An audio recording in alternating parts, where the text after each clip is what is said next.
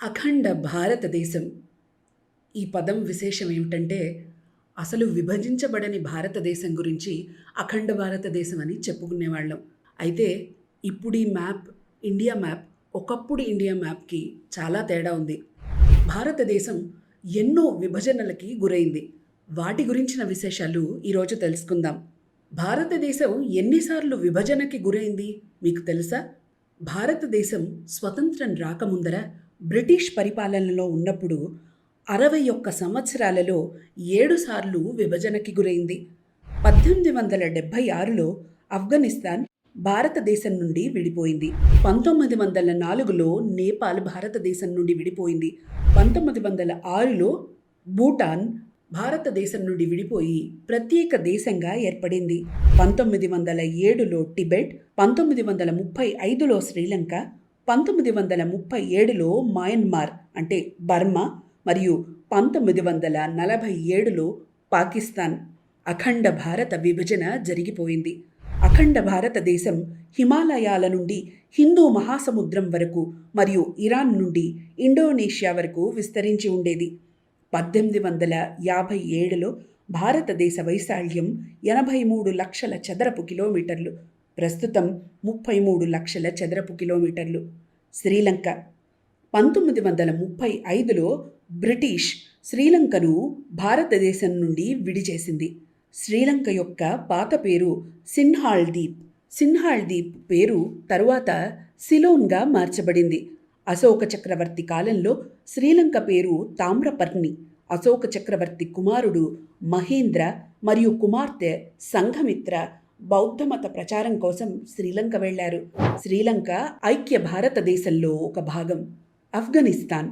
ఆఫ్ఘనిస్తాన్ యొక్క పురాతన పేరు ఆఫ్ఘనిస్తాన్ మరియు కాందహార్. కాందహార్ మరో పేరు గాంధార దేశం. ఆఫ్ఘనిస్తాన్ శైవ దేశం. మహాభారతంలో కనిపించే గాంధార దేశం ఆఫ్ఘనిస్తాన్. అయితే ఆఫ్ఘనిస్తాన్ నుంచి వచ్చిన వారే ధృతరాష్ట్రుడి భార్య అయిన గాంధారీదేవి. వారి అన్నే గాంధార మహారాజు అయిన శకుని. ఆఫ్ఘనిస్తాన్ శైవ దేశం.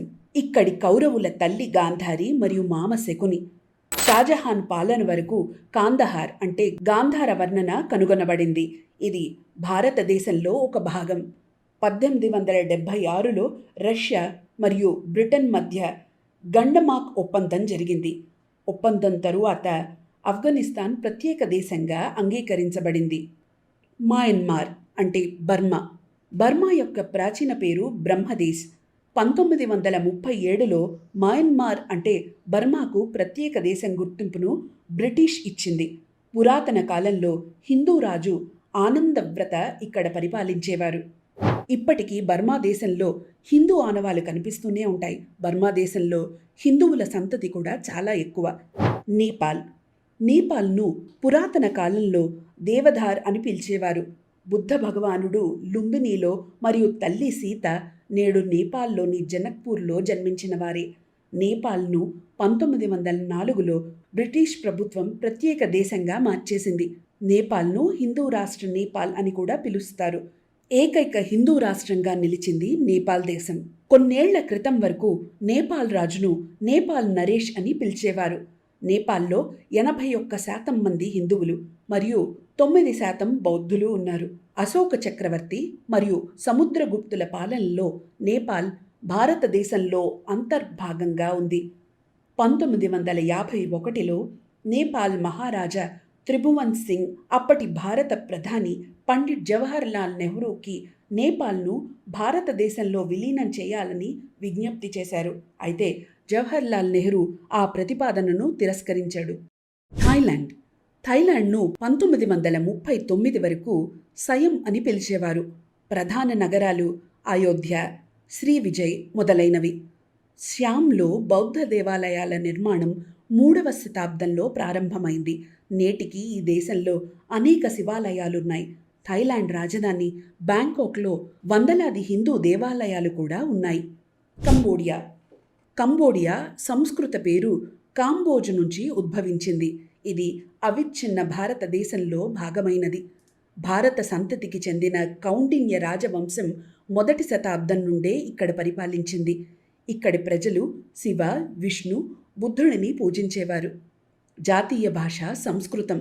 నేటికి కంబోడియాలో చెట్, విశాఖ, ఆషాఢ వంటి భారతీయ నెలల పేర్లను వాడుతున్నారు.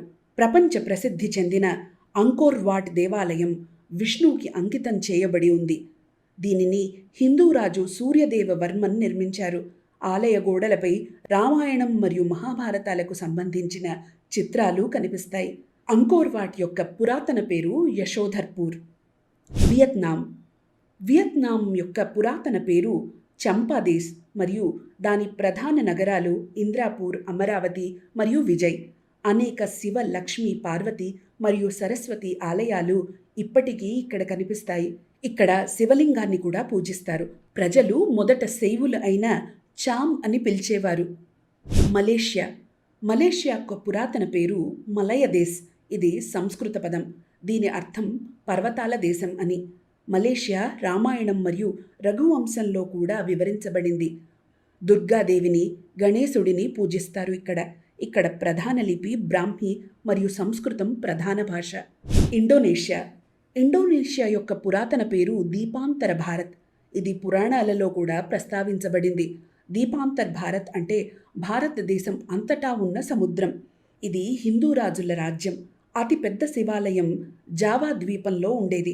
దేవాలయాలు ప్రధానంగా రాముడు మరియు కృష్ణుడి విగ్రహాలతో చెక్కబడి ఉన్నాయి. భువనకోష్ సంస్కృతంలోని 522 శ్లోకాలతో కూడిన పురాతన గ్రంథం ఇక్కడ ఉంది. ఇండోనేషియాలోని ప్రముఖ సంస్థల పేర్లు లేదా నినాదాలు ఇప్పటికీ సంస్కృతంలోనే ఉన్నాయి. ఇండోనేషియా పోలీస్ అకాడమీ పేరు ధర్మబీజక్షణ క్షత్రియ. ఇండోనేషియా జాతీయ సాయుధ దళాల పేర్లు త్రిధర్మ ఏక్ కర్మ. ఇండోనేషియా ఎయిర్లైన్స్ పేరు గరుడా ఎయిర్లైన్స్. ఇండోనేషియా సుప్రీంకోర్టు పేరు ధర్మయుక్తి. టిబెట్ యొక్క పురాతన పేరు త్రివిష్ట దేశం. ఇది 2 భాగాలుగా విభజించబడింది. 1907లో చైనీస్ మరియు బ్రిటిష్ మధ్య జరిగిన ఒప్పందం తర్వాత ఒక భాగం చైనాకు, మరొకటి లామాకు ఇవ్వబడింది. 1954లో భారత ప్రధాని జవహర్లాల్ నెహ్రూ చైనా ప్రజలకు తన సంఘీభావాన్ని తెలియజేయడానికి టిబెట్ను చైనాలో భాగంగా అంగీకరించారు. భూటాన్ను 1906లో బ్రిటిష్ భారతదేశం నుండి వేరు చేసి ప్రత్యేక దేశంగా గుర్తించింది. భూటాన్ సంస్కృత పదం భూ ఉత్తాన్ నుండి ఉద్భవించింది.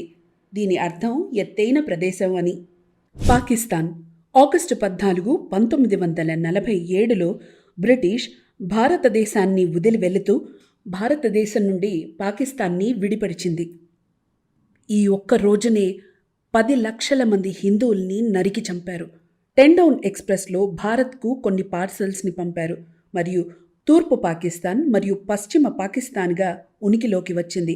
మహ్మద్ అలీ జిన్నా 1940 నుండి మతం ప్రతిపాదికన ప్రత్యేక దేశం కావాలని డిమాండ్ చేయడం ప్రారంభించాడు. దీని తరువాత పాకిస్తాన్గా మారింది. 1971లో భారత్ సహకారంతో పాకిస్తాన్ మళ్లీ విడిపోయి బంగ్లాదేశ్ ఉనికిలోకి వచ్చింది. పాకిస్తాన్ మరియు బంగ్లాదేశ్ భారతదేశంలోని భాగాలే. ఇలాంటి భారతదేశ చరిత్ర గురించి తెలుసుకోవడానికి తప్పకుండా మా ఛానల్ని సబ్స్క్రైబ్ చేయండి, షేర్ చేయండి, లైక్ చేయండి.